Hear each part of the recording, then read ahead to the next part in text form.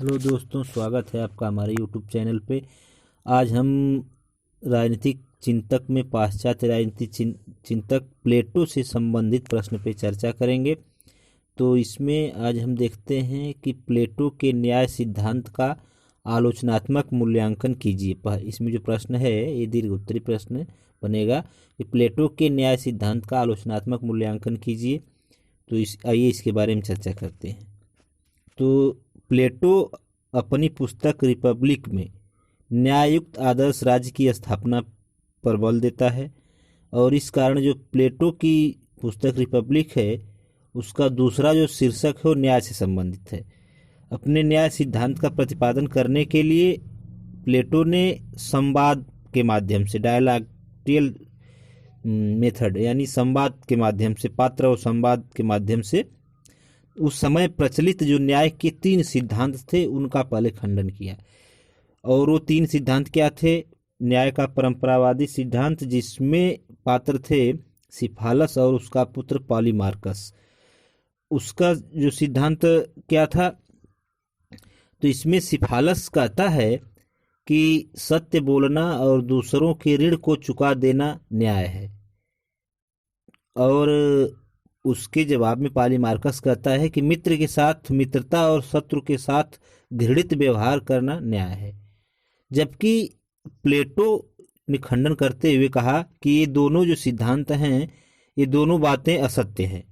क्यों असत्य हैं? क्योंकि सत्य बोलकर यदि हम अपने देश की गुप्त जानकारी शत्रु देश को दे दें तो क्या ये न्याय होगा? नहीं, अन्याय होगा। आगे है दूसरा जो सिद्धांत कि उग्रवादी सिद्धांत। तो इसमें जो थ्रेसीमेकस पात्र है वह कहता है कि शक्ति ही सत्य है और शक्तिशाली का हित साधन ही न्याय है। तो और शक्तिशाली व्यक्ति या जो शासक वर्ग अपने हित के लिए कार्य करता है, और अन्याय न्याय से बेहतर है। तो प्लेटो कहता है कि शासन जो है एक कला है, शासन करना एक कला है, और शासक का यह उद्देश्य होता है कि वो प्रजा के लिए कल्याणकारी कार्य करे, और यह कभी भी नहीं श्रेष्ठ कहा जा सकता कि अन्याय न्याय से श्रेष्ठ बेहतर है, कि अन्याय न्याय से बेहतर है। अन्याय न्याय से कभी भी बेहतर नहीं हो सकता। तो तीसरा जो सिद्धांत है वो है व्यवहारवादी अथवा ग्लूकान का सिद्धांत। तो इसमें ग्लूकान कहता है कि न्याय एक कृत्रिम वस्तु है, और कृत्रिम का मतलब बनावटी वस्तु है, और इसका आधार कोई सार्वभौमिक नियम न होकर, अर्थात यह इसके लिए न्याय समान न होकर निरंतर बदलती हुई परिस्थितियां हैं। इस प्रकार यदि हम देखें तो न्याय भय का शिशु है, ऐसा कहता है ग्लूकान।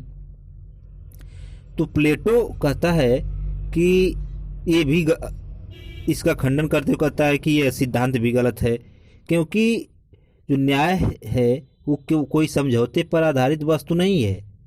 यह मानव की आत्मा से संबंधित है। मानव आत्मा में 3 तत्व पाए जाते हैं, बुद्धि, शौर्य और तृष्णा। जब उचित अनुपात में पाए जाते हैं ये, तब व्यक्तिगत न्याय की स्थापना होती है।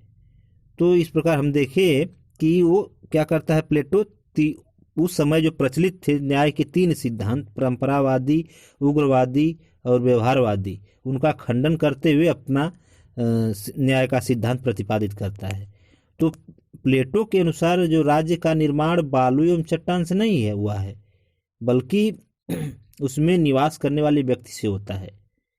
और मानव के जो आत्मा में 3 तत्व पाए जाते हैं, वो 3, और उन्हीं 3 तत्वों से राज्य का निर्माण होता है।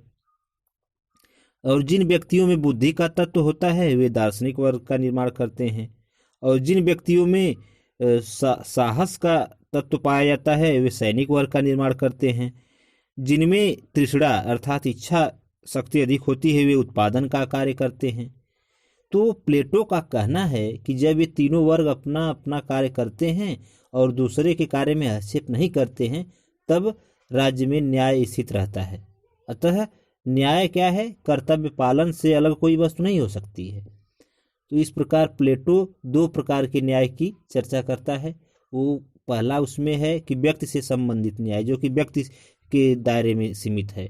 और दूसरा वो कहता है चूंकि राज्य ही क्या है, व्यक्ति का सबसे विशाल रूप है, इसलिए वो राज्य से संबंधित न्याय की बात करता है। तो आइए इन दोनों को अलग अलग देखते हैं। व्यक्ति से संबंधित न्याय में देखते हैं कि प्लेटो न्याय सिद्धांत को नैतिकता से संबंधित मानता है। प्लेटो न्याय के सिद्धांत को नैतिकता से संबंधित मानता है, न कि कानूनी अवधारणा के रूप में स्वीकार करता है।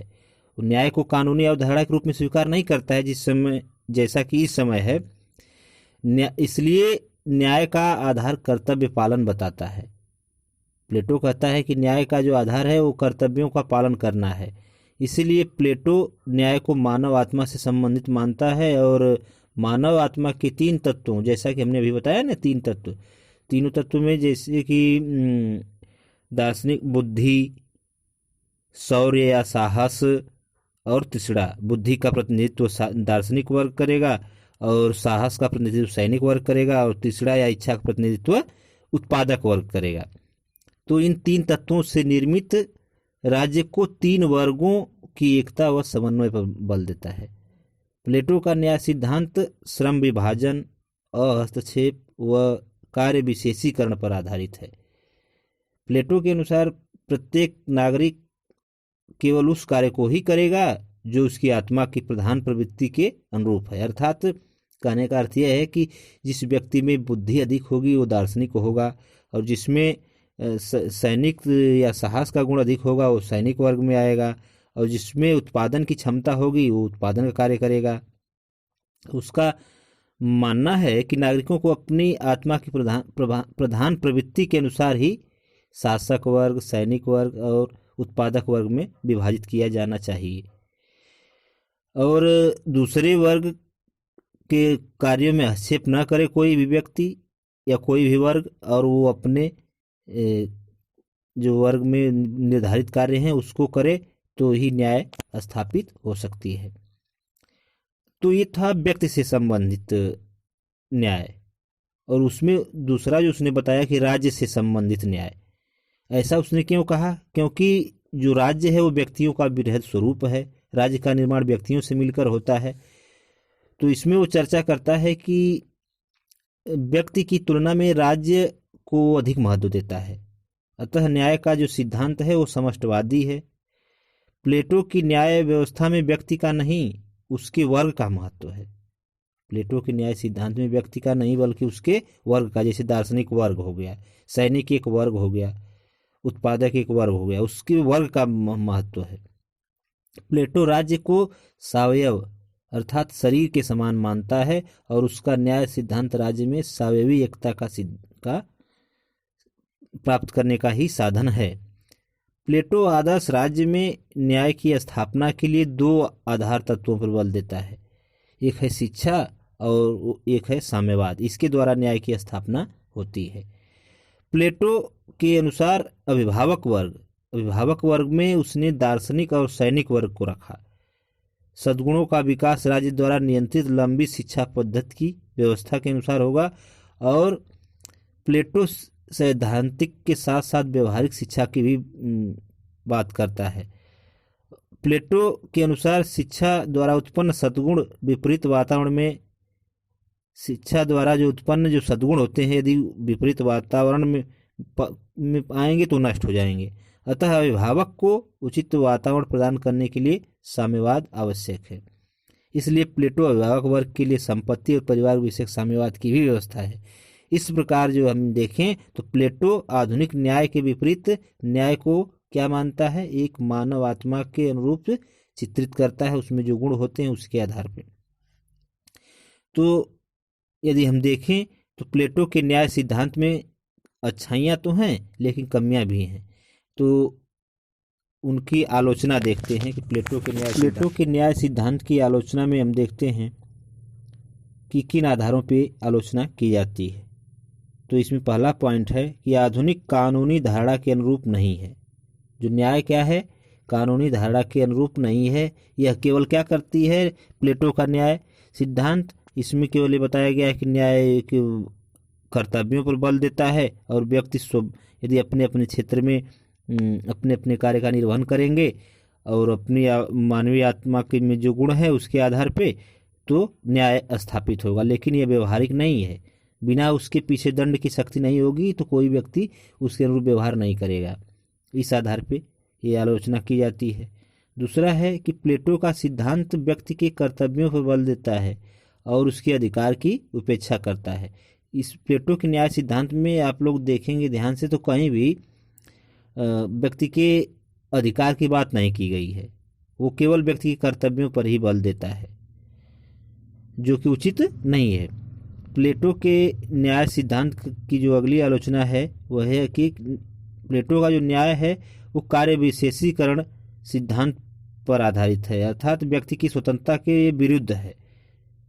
कैसे है? क्योंकि उत्पादक वर्ग हमेशा उत्पादक ही रहेगा, उसको न तो सैनिक बनने का अवसर मिलेगा न ही वो राजा बन पाएगा। तो कहाँ से न्याय की स्थापना हुई? वो तो उसकी स्वतंत्रता का हनन हो गया ना।